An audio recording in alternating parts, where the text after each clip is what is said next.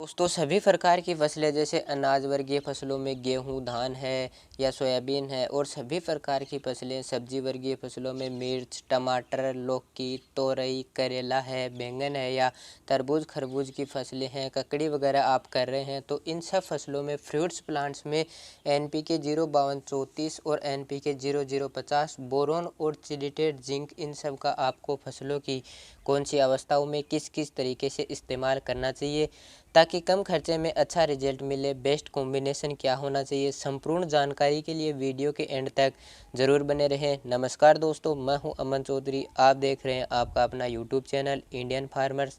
दोस्तों वीडियो शुरू होने से पहले चैनल को सब्सक्राइब ज़रूर कीजिए और बेल आइकन को प्रेस कीजिए ताकि इसी तरीके की नॉलेजफुल जानकारी आपको सबसे पहले मिलती रहे।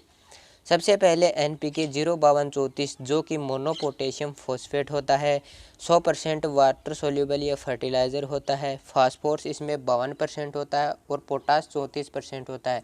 फास्फोरस के फसलों में कार्य या इसके फ़ायदे की बात की जाए तो एक तो ये प्राइमरी पोषक तत्व है, मुख्य पोषक तत्व होता है, उसके साथ ही जड़ों का विकास करने में बहुत ज़्यादा हेल्प करता है।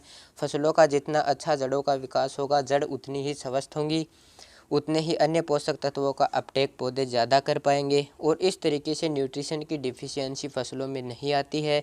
साथ ही ज़्यादा जब शाखाएं बन रही होती हैं यानी सेल डिवीज़न के समय ज़्यादा कोशिकाएं बन रही होती हैं, कोशिका विभाजन के समय फास्फोरस की आवश्यकता होती है, टिश्यू बनते हैं, इसकी हेल्प से तने में किसी भी फसल के तने में मजबूती आती है जिससे फसल गिरती नहीं है। अधिक बीज बनने के लिए, अधिक फूल आने के लिए, अधिक फल बनने के लिए भी फास्फोरस की आवश्यकता ज़्यादा होती है। फसल समय पे पकने के लिए भी फास्फोरस की आवश्यकता होती है।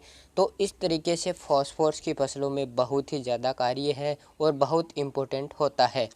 सेकंड है दोस्तों पोटाश, इसमें 34% होता है पोटाश। पोटाश की बात की जाए तो सबसे इम्पोर्टेंट होता है, शुरुआती स्टेज में भी अगर पोटाश की कमी होगी तो फसलों में फंगस जनित रोग ज़्यादा आते हैं।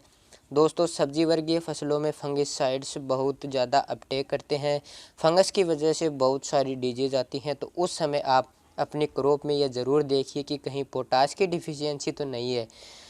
पोटाश की डिफिशियंसी शुरुआती स्टेज से ही नहीं होनी चाहिए, बैलेंस मात्रा में पोटाश फसलों में ज़रूर डालना चाहिए। किसी भी फसल में दाने की बहुत अच्छी शाइनिंग के लिए, साइज़ के लिए, अगर सब्जी वर्गीय फसलें हैं या फ्रूट्स प्लांट्स हैं उनमें आप इस्तेमाल कर रहे हैं तो फल की साइज़ अच्छी बनने के लिए, सब्जी की बहुत अच्छी साइज़ शाइनिंग के लिए, क्वालिटी के लिए, टेस्ट के लिए पोटाश की सबसे ज़्यादा आवश्यकता होती है।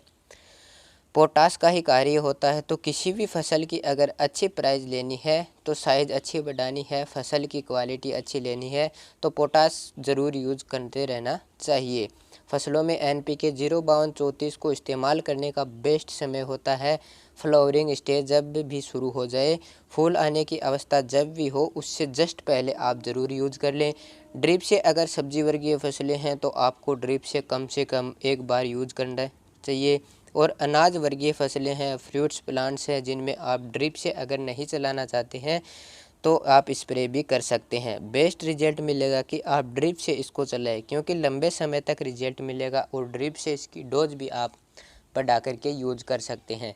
इसकी परफेक्ट डोज होती है 4 से 5 ग्राम पर लीटर के हिसाब से घोल तैयार करके फसलों में स्प्रे कर सकते हैं। अगर आप स्प्रे करना चाह रहे हैं किसी भी फसल में या फ्रूट्स प्लांट्स में, आप बेझिझक इस ही डोज से इस्तेमाल कर सकते हैं। 15-16 लीटर के पंप से अगर आप स्प्रे कर रहे हैं तो 75 से 80 ग्राम तक आप यूज़ कर सकते हैं और 1 एकड़ के लिए 1 किलोग्राम 200 लीटर पानी में मिक्स करके आपको स्प्रे करना है।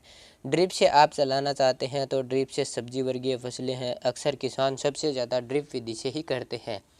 तो ड्रिप से आप 1 एकड़ में 3 किलोग्राम से 5 किलोग्राम तक आप ड्रिप में चला सकते हैं। NPK 05234 के साथ में सबसे बेस्ट कॉम्बिनेशन जाता है कि आपको बोरोन 20% या बोरोन और भी अलग अलग परसेंटेज में आता है। बोरोन फर्टिलाइज़र को ज़रूर यूज़ करना चाहिए। फसलों में बोरोन के कार्य की बात की जाए तो पॉलिनेशन के समय बोरोन की बहुत ज़्यादा आवश्यकता होती है।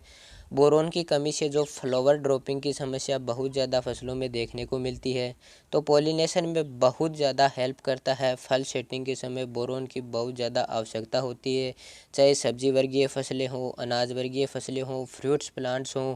तो इन सब में आपको फ्लावरिंग स्टेज में या उससे पहले ही आपको NPK 05234 जब भी आप यूज़ कर रहे हैं, 1261 भी अगर आप यूज़ कर रहे हैं, तब भी आप उनके साथ में बोरोन मिक्स करके यूज़ करना चाहिए।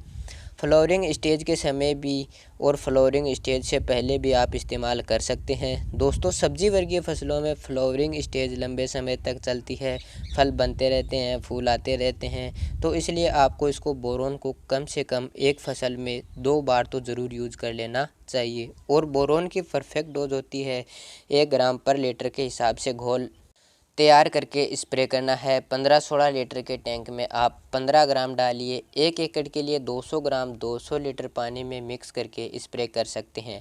कॉम्बिनेशन में आप डोज थोड़ी कम ही रखें। स्प्रे कर रहे हैं तो ड्रिप से आप चला रहे हैं तो आप 250 ग्राम, जितना भी आप NPK 05234 चलाएंगे उसके साथ में 250 ग्राम आप बोरोन डालिए, मिक्स कीजिए और ड्रिप के साथ में भी आप इसे चला सकते हैं। फ्लोरिंग स्टेज से जस्ट पहले सबसे बेस्ट कॉम्बिनेशन होता है NPK 05234 और बोरोन का। साथ में आप चिलिटेड जिंक भी यूज कर सकते हैं। बहुत ही ज़्यादा अच्छा रिजल्ट मिलेगा। लंबे समय तक फसल बिल्कुल स्वस्थ हरी भरी रहेंगी। पोटेशियम्स में हेल्प करता है जिंक, तो जिंक की परफेक्ट डोज आपको सेम बोरोन की तरह ही आप ले सकते हैं। दोस्तों, 1 ग्राम पर लीटर के हिसाब से घोल तैयार करके स्प्रे करना है। 15-16 लीटर के टैंक में आप 15 ग्राम डालिए। 1 एकड़ के लिए आप 200 ग्राम से 250 ग्राम तक चिलिटेड जिंक का यूज कर सकते हैं और ड्रिप से भी आप 250 ग्राम तक चला सकते हैं इन्हीं के साथ में मिक्स करके। और नेक्स्ट फर्टिलाइज़र NPK 0050 जो कि पोटेशियम सल्फेट होता है, ये भी 100% वाटर सोल्यूबल फर्टिलाइज़र है। इसका इस्तेमाल करना चाहिए।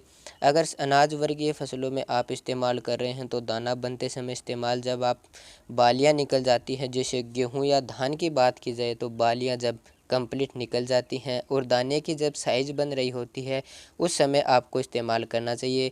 सब्जी वर्गीय फसलों में, फ्रूट्स प्लांट्स में फल सेटिंग के समय आप इस्तेमाल कर सकते हैं।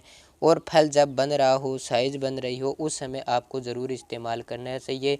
NPK 0050 में पोटास 50% है और सल्फर होता है 17.5%। इसके परफेक्ट डोज की बात की जाए तो इसकी भी दोस्तों परफेक्ट डोज होती है 4 से 5 ग्राम पर लीटर के हिसाब से घोल तैयार करना है और स्प्रे करना है।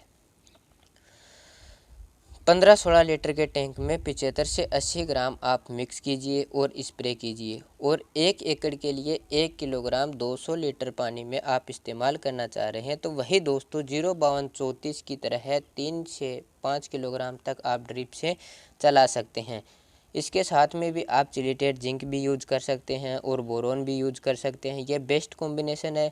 जब भी फल की साइज़ बन रही है, दाने का भराव हो रहा है फसलों में, या फिर फ्रूट्स प्लांट्स में फल बन रहे हैं, उस समय दोस्तों अच्छी क्वालिटी के लिए, अच्छी क्वालिटी फसल के लिए आपको ज़रूर इस्तेमाल करना चाहिए NPK 0050। जानकारी अच्छी लगी है तो वीडियो को लाइक कीजिए, चैनल को सब्सक्राइब कीजिए और ज़्यादा से ज़्यादा किसान दोस्तों तक शेयर ज़रूर कीजिए। धन्यवाद।